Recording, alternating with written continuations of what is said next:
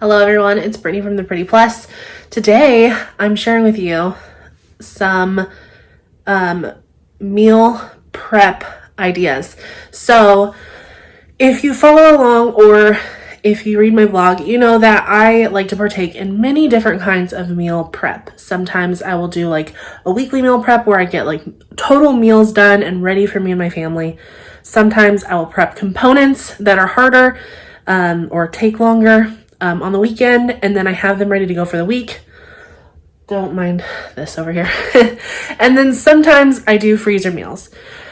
This video is all about meal prepping with ground beef. So I will show you, I think it's 3, maybe 4 recipes that I use where I pre-cook ground beef, keep it in the refrigerator, and then I make different meals with it throughout the week. You can also pre-cook the ground beef and freeze them, and you can easily take it out the night before, put it in the refrigerator, and it's ready for you. So some people will just take 10 pounds of ground beef at once, cook it all up and freeze it into bags, and then you have it ready for you. This week I decided to just do, I think I did 3 pounds, and I just had it in the refrigerator, and I was able to make things like taco soup and a one pot chili pasta, which was my favorite. And I made, I think we did like a taco bar and a nacho bar because I had enough for a few nights. And I feel like there's more, but I'm forgetting right now. But anyway, if you're interested in watching something like this, then go ahead and continue to watch. Be sure to subscribe because I have a few more videos that have different components of meal prep or freezer prep, and you're going to want to see them. So subscribe right now and then continue watching. Comment and let me know how you like this video. So I saved you the trouble of seeing this meat raw, which I know a lot of people don't like. I don't mind it and I don't care at all when I see it in videos, but some people don't like it. I can't guarantee I'll always save you that, but to be honest, I forgot to record. But I have 3 pounds of ground beef in here, Laura's lean ground beef, which is my favorite. And I am going to let it cool, and then I'm going to separate it into separate bowls as a meal prep for this week. And then I will talk to you about what I'm making, and I'm going to record this over the course of the week so I can show you the meals as well. But this just is a really easy way to have a lot of the like heavy lifting done so that you can just come home, make your meal, and have it ready for your family. Okay, so one of these containers, the glass containers, as I said, holds 2 pounds of ground beef. So I have 2 pounds of ground beef for my taco soup. I have that. Hard to do with one hand, but I'm doing it. So I just labeled the top with a sticky note, so when it's in the refrigerator, I'll know what it's for. Or if I have my husband like do some of the taco meat, he'll know which one I want him to take it from. And this one's a 4-cup. It's about a pound and a half of ground beef. And I like taco meat best when it's like freshly seasoned. It's not as like goopy, if that makes sense. So for one night, I'll use probably half of this. And then for the next time, and I'll season it and do it then. And the next time I'll use the rest of it and I'll season it then. So that'll let me know if I'm doing like enchiladas, I don't season it as much as I do for tacos or whatever that is. And then this one is probably just a little over half a pound of ground beef, and that's for the chili pasta. Just doesn't use as much beef because there's beans and stuff in it as well. So that is for 4 meals. So I already have the hardest part done, which is browning the ground beef, which is an easy thing to do, as you know, but it is like time consuming, or if you're trying to do other things, you can burn the meat or whatever. So I'm going to put these in the refrigerator, and because they've already cooled, and I'll leave them in there until I'm ready. But this one, we'll probably use part of it tonight, and then we'll use the other parts other nights, and I will show you every time I'm making dinner with these ground beef components for the next week. So tonight we decided we are having nachos. So I got some of the taco meat out. I used about half of what I had in there. So like 3/4 of a pound. So I am just reheating it, and I'm going to add in about half a packet of taco seasoning and let it cook through. And then while that's heating up, I'm going to get our toppings ready so we can each make our own nachos. Okay, so we have our nacho bar set up. Again, Orleans ground beef with just some taco seasoning and some water. Heat it up. It took less than a minute. And I put these black beans in the microwave for 1.5 minutes, and I kind of crush them up so some of them are kind of smushed and some are whole. I think it'll be tasty on the nachos. I have some chips. This is my plate. Some shredded cheese, salsa, sour cream, and some nacho cheese. And you could do whatever toppings you like. If I had some pickled jalapenos, I would totally add those on here. And if I had the willpower to chop up some lettuce, I might put some on top of that as well. But quick dinner tonight, and it is going to be super tasty. So this is my finished plate. I think it looks really tasty. Gonna be a super simple crowd pleaser in your house, I promise. Okay, so tonight we are doing a 1-pot chili pasta. This one I've never tried before. I found it on the internet and I thought it looked really good, and I thought it was a really great use of meal prepping some ground beef. So I went ahead and I did that at the beginning of the week, like I told you. Mama. Hi, baby. Mama. I have made little tweaks to this recipe that I'll link below for you. I'm not including corn. I just feel like that would be a weird texture thing for me. Oh, thank you. And the beans that they said to do, 1 can of black beans and 1 can of kidney beans. I thought I would prefer chili beans, and then I have about half a can of black beans that I kind of smushed a little bit from dinner last night, which was nachos. So I'm going to use that. And besides that, everything else is what it says to do on the recipe. So I'm going to go ahead and get started. What are you eating? You're eating the cheese? Oh. Are you helping? Oh, you're just eating cheese, you're not helping? You're silly. Okay, so this dish is a 1-pot chili pasta. As I said, the recipe that I used is from Budget Bites. If you haven't seen her website, you definitely got to check it out. But I was just browning the onion and the garlic and the ground beef in some olive oil, and then I put on a mix of flour, chili powder, and some salt and pepper. And I'm mixing that all up, making sure that the flour is cooked through. You don't want to have raw flour because that just makes things chunky and not as tasty. So you want to make sure you do that. Then her recipe says to add 1 15-ounce can of black beans, but I added about half a can that I had left over from nachos last night. And then it says to use a 15-ounce can of kidney beans, and instead I used chili beans and I didn't drain them.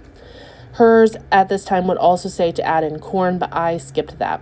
I added in a can of diced tomatoes and an 8-ounce can of tomato sauce.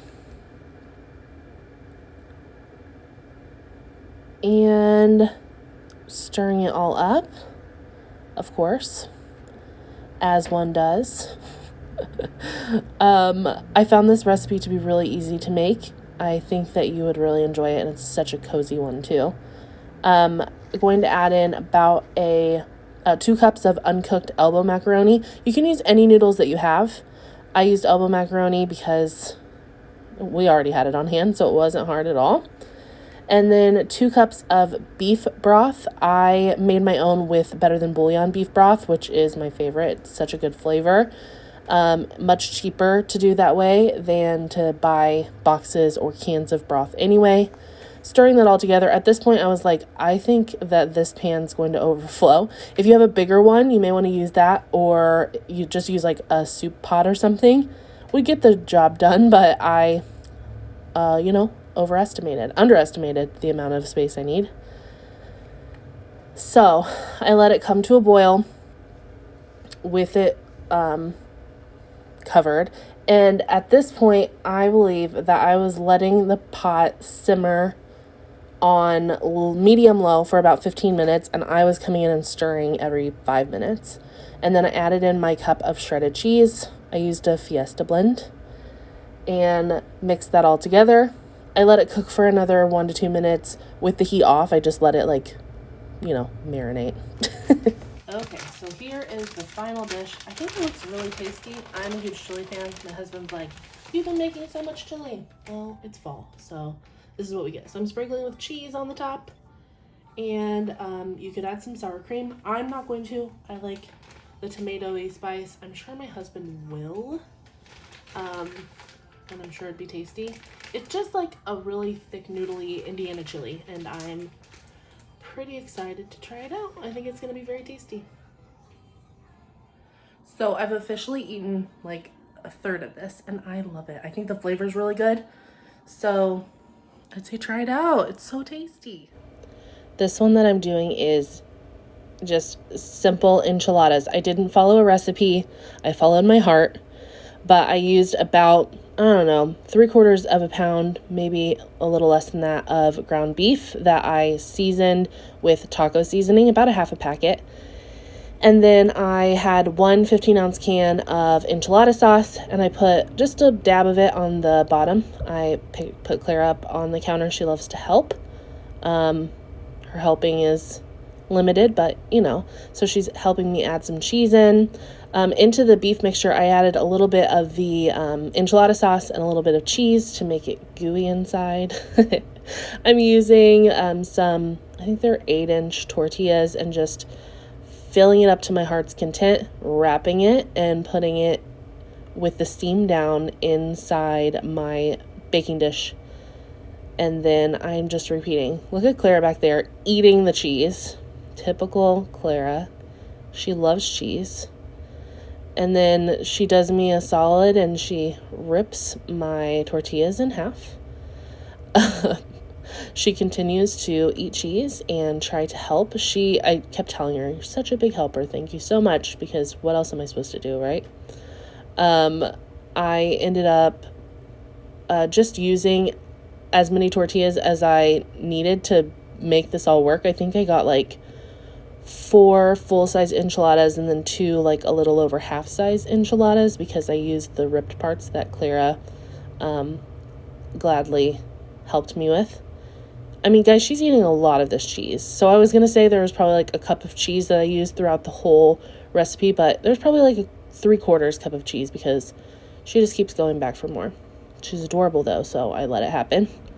But anyway, so at this point, I am going to take the rest of that can of enchilada sauce and cover the top. If you have a bigger family or bigger appetite, then you would probably need to do like at least a pound of ground beef, probably closer to 2, a bigger pan, another thing of enchilada sauce, 2 cups of cheese. You get my drift. The recipe is not difficult, but it's a good thing to do with leftover taco seasoning, so you're not just having tacos like you do every week. We did nachos in the beginning of the week, and then are finishing off the taco meat with these enchiladas, and they turned out really, really gooey and tasty. Okay, here's what it looks like fresh out of the oven. So cheesy and gooey. Looks really, really tasty. I tried the inside mix already because there was like a little tablespoon left. Very good. So I'm going to plate it up and I'll show you what it looks like. Right, here's my finished plate. Enchiladas never look super appetizing, but I can tell you the smell is there, and I'm sure it's going to taste delicious. This is some cilantro lime rice, and I just have some salsa and sour cream on the side to dip and whatnot. So I'm going to go enjoy dinner. So on this day, I am putting everything that I need into my crock pot. I'm making a big old batch of taco soup. I love making this if I'm having company. Of course, this week I wasn't having company. I just wanted to make this to show you. And then we froze a bunch of the leftovers so that we could have it another time. We've already eaten them by the time you've seen this. I added in a pound of ground beef, and I think like a half a yellow onion, and then some taco seasoning, a packet of taco seasoning, a packet of ranch seasoning. And I went in and I added another few tablespoons of chili seasoning later. I am running behind here. I added in a thing of tomato sauce and 2 cans of Rotel. This is a can of black beans and it's not rinsed. A can of chili beans, also not rinsed. And now a can of corn, also not rinsed. Mix it all together and you're gonna have a mouth party going on. I would say that this is a family favorite in our family, and look how easy it was. It's mainly just cans of stuff and some cooked ground beef. So you can do it. I know you can. Okay, so I've had the crock pot on for, I think, 5 hours on high. Delicious. I tried a few bites already. It is a little runnier than typically I think it is. If you don't want it to be like soupy, if you want it to be more chili like, you could always drain the black beans and the corn, and that should help. You can drain the Rotel if you really need to, but that doesn't have a ton of water in it anyway. But I think it will be really good just this way with some cheese on top and some corn chips, and it'll be a really tasty dinner. On the side, if you want to serve something, you can do a salad, so salad and soup, or sometimes we do quesadillas if we have small bowls of the chili soup, taco soup. But yeah, I will go ahead and plate this up, and then I'll show you what it all looks like finished. And I highly suggest this recipe. It's so easy to make a bunch of cans, and even easier if you've already taken the time to brown the beef ahead of time. All right. Here's the finished bowl, and I just put some cheese and sour cream and corn chips on it, and I'm gonna go enjoy. Okay guys, how was the meal prep? Super easy, right? All the recipes were super easy. I'll have them linked below. I have a blog post because this blog post was in collaboration with Laura's Lean Beef, which is our favorite around here. They did not ask me to do a video. I did that on my own so I could show you how easy it was. So this video is not sponsored. Just want to clarify that. But my blog post that's linked below is sponsored. So if you want to see the stuff that I used, the recipes that I used, and some other information, you can check out that blog link. If you enjoy videos like this, again, I have a few more coming up.